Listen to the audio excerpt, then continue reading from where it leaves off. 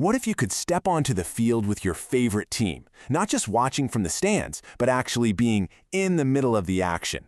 Well, this isn't some sci-fi movie anymore. This is the new reality for sports, and it's all being powered by a wave of technology that is completely changing the game for athletes, for teams, and for you, the fan.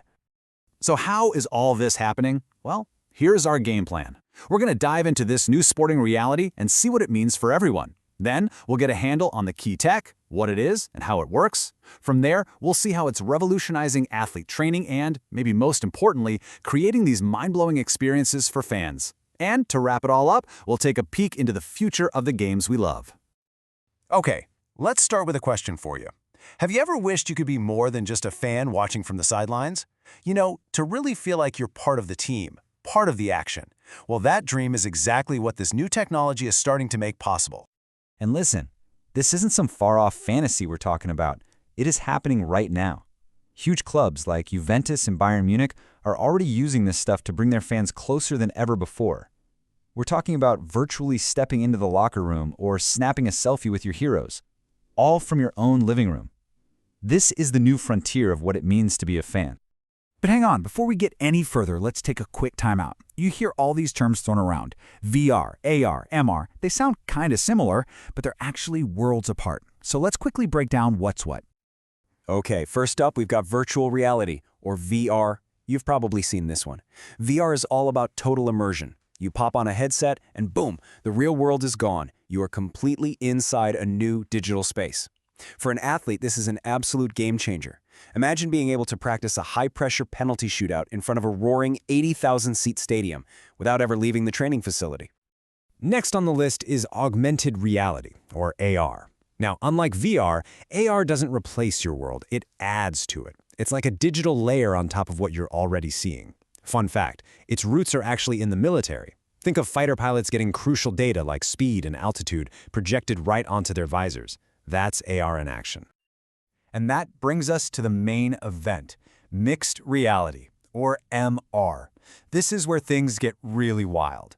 MR doesn't just put a digital layer on your world, it brings digital objects into your world that you can interact with. So picture a virtual soccer ball that doesn't just float in front of you, but actually rolls across your living room floor, realistically bounces off your coffee table, and you can kick it back. That's mixed reality. So here's the bottom line, the key difference you need to remember. AR overlays information on top of your world, but MR anchors virtual objects within your world. And this is the important part. It lets you interact with them. To put it simply, AR shows you things, but MR lets you play with them. All right, now that we're all tech whizzes, let's get back to the action. How is all this tech actually being used on the ground to build the super athletes of tomorrow? Just imagine this, a marathon runner training by racing against a perfect holographic version of a world champion, matching their pace stride for stride. Or a Formula One driver practicing a dangerous high-speed corner over and over in a simulator, without a shred of physical risk. This is what the future of practice looks like. It's perfect, it's repeatable, and it's completely safe. And the advantages here are just massive. Athletes can push their absolute limits in these safe, repeatable scenarios without any fear of getting injured. Plus, every single move they make, every twitch, generates a mountain of data that coaches can use to instantly tweak and perfect their performance. It's a total revolution, not just for physical training, but for mental preparation too. But what about the rest of us, right? The fans? This tech isn't just locked away for the athletes, it's for every single person who loves the game, whether you're sitting in the nosebleeds or yelling at the TV from your couch. Really, there are 6 huge ways this tech is changing everything. Yeah, we've talked about athlete training, but it's also opening up totally new ways to market the sport, creating richer experiences for fans, and deepening that connection to the team. It even helped keep sports going during the pandemic. But one of the most powerful impacts? It's in making the game more fair through objective measurement. And this is a perfect example. Systems like Hawkeye use augmented reality to track a ball with millimeter-perfect precision. This completely takes the guesswork out of those controversial in or out calls. It means more objective refereeing and way fewer arguments in those super high-stakes moments, in everything from tennis to football. This technology also became an absolute lifeline during the pandemic. I mean, we all remember those empty stadiums. Broadcasters used AR to fill the stands with virtual crowds, complete with team colors and simulated fan chants. It was amazing.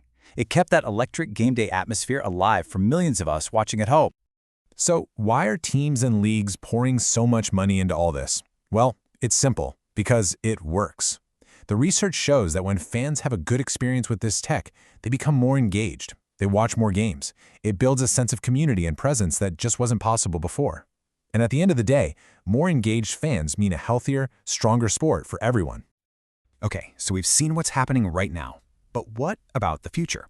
What happens when that line between the physical world of sports and the digital world just completely vanishes?